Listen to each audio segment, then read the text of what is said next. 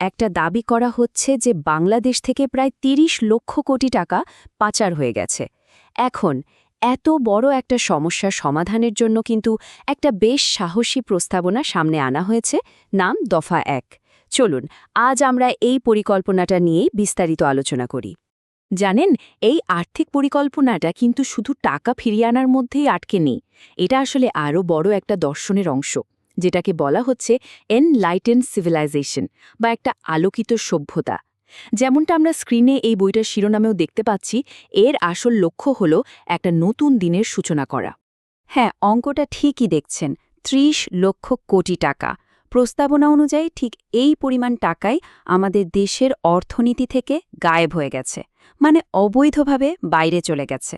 এটা যে কি বিশাল একটা অঙ্ক তা তো বোঝাই যাচ্ছে, আর দেশের ভবিষ্যতের জন্য এটা যে কত বড় একটা বাধা তার বলার অপেক্ষা রাখে না।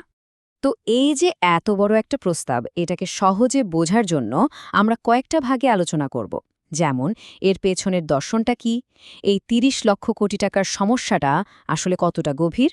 এরপর দেখব দফা ১ টাস্কফোর্স নামে কি প্রস্তাব করা হয়েছে, টাকা ফিরিয়ে আনার জন্য বিশ্বজুড়ে কি কৌশল নেওয়া যেতে পারে, আর সবশেষে এই টাকা ফেরত এলে সেটা কোথায় কাজে লাগানো হবে, আর এর সাথে ন্যায় বিচারের ব্যাপারটাই বা কি।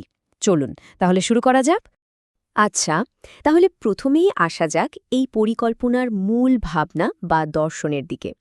একে কেন একটা আলোকিত প্রস্তাবনা বলা হচ্ছে? আসলে একে দফা ১ বলার কারণ হল এটা জাতীয় পুনর্গঠনের জন্য তৈরি করা মোট ৪২টা প্রস্তাবের মধ্যে প্রথম এবং সবচেয়ে জরুরি ধাপ। এখন আমরা মূল সমস্যাটার গভীরে যাব, যার সমাধানের জন্যই এই পুরো প্রস্তাব। এই যে ৩০ লক্ষ কোটি টাকার কথা বলা হচ্ছে, এই অঙ্কটা আসলে কতটা ভয়ঙ্কর, আর এর উৎসটাই বাকি। চলুন এই বিষয়টা একটু ভেঙে দেখি। এই যে বিশাল অঙ্কের ৩০ লক্ষ কোটি টাকা, এর হিসাবটাকে মূলত দুইটা বড় ভাগে ভাগ করা হয়েছে। উৎস বলছে এর মধ্যে প্রায় ২৬ লক্ষ কোটি টাকাই হল ডার্টি মানি, মানে অবৈধভাবে বিদেশে পাচার করা কালো টাকা। আর বাকি যে ৪ লক্ষ কোটি টাকা, সেটা হলো খেলাপি ঋণ, মানে ব্যাংক থেকে লোন নিয়ে আর পরিশোধ করা হয়নি। স্বাভাবিকভাবেই প্রশ্ন আসে, যখন সমস্যাটা এত বড় আর এতটাই জটিল, তখন এর সমাধানটা শুরু হবে কোত্থেকে? এই প্রস্তাবনায় কিন্তু এর একটা পরিষ্কার দিক নির্দেশনা দেওয়ার চেষ্টা করা হয়েছে। আর সেই উত্তরটাই হল একটা বিশেষ টাস্ক ফোর্স। এই প্রস্তাবনার একেবারে কেন্দ্রে আছে এটাই, যার নাম দফা ১। এর লোগোটা আমরা স্ক্রিনে দেখতে পাচ্ছি। এই টাস্ক ফোর্সের মূল কাজই হবে পাচার হওয়ার টাকা উদ্ধার করা আর ন্যায় বিচার প্রতিষ্ঠা করা। যে কোনো বড় মিশনের সাফল্য কিন্তু নির্ভর করে সেটার গঠন আর নেতৃত্বের ওপর।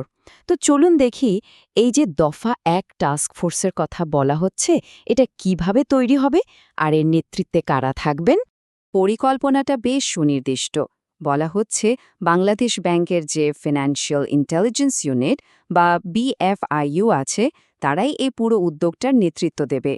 এর প্রধান হিসেবে আপিল বিভাগের একজন বিচারপতিকে, আর তাকে সাহায্য করার জন্য আর্থিক পরিচালক হিসেবে একজন লেফটেন্যান্ট জেনারেলকে নিয়োগ দেওয়ার প্রস্তাব করা হয়েছে।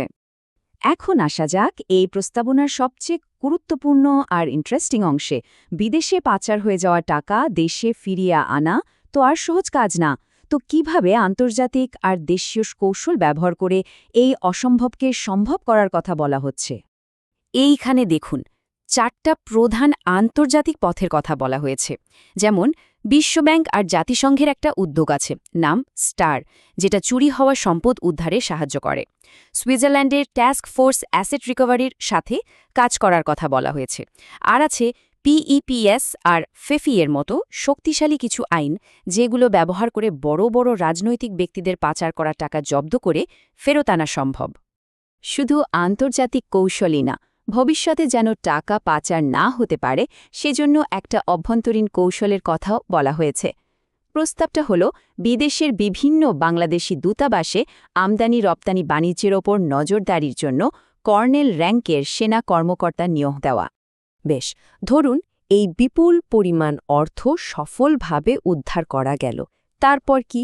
সেই টাকা কোথায় কিভাবে ব্যবহার করা হবে?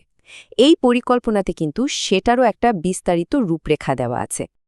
এই চার্টটা দেখলেই বিষয়টা পরিষ্কার হয়ে যায়। উদ্ধার করা টাকার একটা বড় অংশ মানে ২০% করে সামরিক খাত, শিক্ষা আর ক্ষুদ্র ও মাঝারি শিল্পে বিনিয়োগ করার কথা বলা হয়েছে। এরপর ১০% যাবে কৃষি খাতে, আর বাকি ৩০% রাষ্ট্রীয় কোষাগার, জাকাত ফান্ড, স্বাস্থ্য, বিচার বিভাগ আর আইসিটির মতো গুরুত্বপূর্ণ খাতে ভাগ করে দেওয়ার প্রস্তাব করা হয়েছে। এই পরিকল্পনাটা কিন্তু শুধু টাকা ফিরিয়ে আনার কথাই বলছে না, এর শেষ অংশে দ্রুত বিচার আর নৈতিকতার উপরও খুব জোর দেয়া হয়েছে। উদ্দেশ্যটা পরিষ্কার, ভবিষ্যতে যেন এমন অপরাধ করার সাহসী কেউ না পায়। এই স্লাইডে ৩টা জরুরি বিষয়ের কথা বলা হয়েছে।